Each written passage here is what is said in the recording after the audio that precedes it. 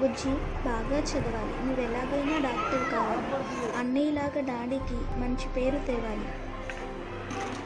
ఇదిగో ఆ బాక్స్లో స్వీట్స్ పెట్టాను. ఎవరికి ఇవ్వద్దు. నువ్వే మొత్తం తినాలి. బాయ్.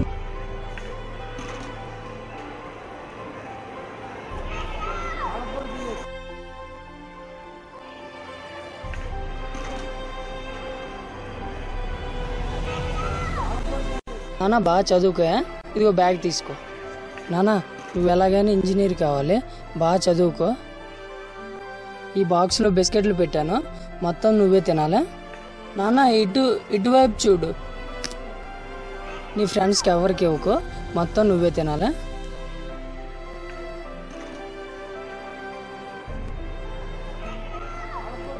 బాయ్.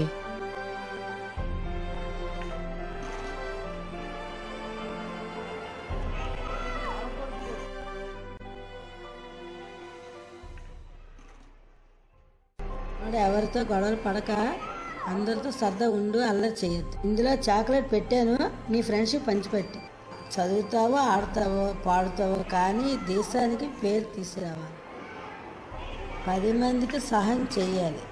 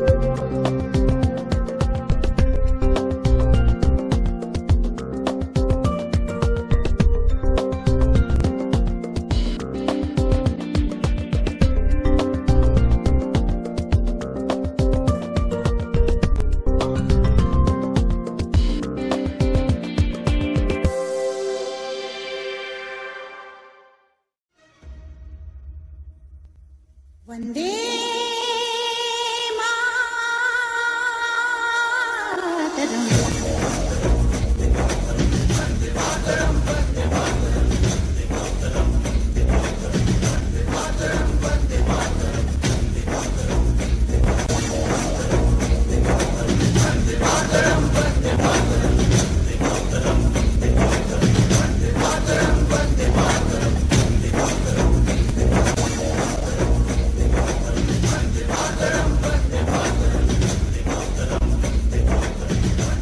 దేశసేవ చేయాలని 10 మందికి సహాయం చేయాలని అలా కసితో పెరిగిన కుర్రాడి ఆవేదన ఆవేశం వాడి మాటల్లోనే. ఒక్క క్షణంలో పుట్టే ఏ ప్రాణమైనా ఏదో ఒకరోజు అదే క్షణంలో పోతుంది. కానీ మధ్యలో ఉండే జీవితం ప్రతి తల్లిదండ్రులు మా పిల్లలు ప్రయోజకులు కావాలి, మా వంశం పేరు నిలబెట్టాలి అనే ఆలోచిస్తున్నారు, అలానే పెంచుతున్నారు. మన దేశానికి ఏం చేశారనేది ఒక్క క్షణమైనా ఆలోచించారా? మనం చదివే చదువు, సంపాదించే సంపద, తిరిగే నేల, గెలిచే ఆట, నడిచే బాట అంతా దేశం కోసమే చేయాలి. మన దేశం కోసమే చేయాలి. కారుల్లో, విమానాల్లో, ఎత్తైన భవనాల్లో తిరగడం కాదన్నా, ఒక్కసారి నేల మీద నడిచి చూడు. ఈ భరతమాత నేల మీద నడిచి చూడు.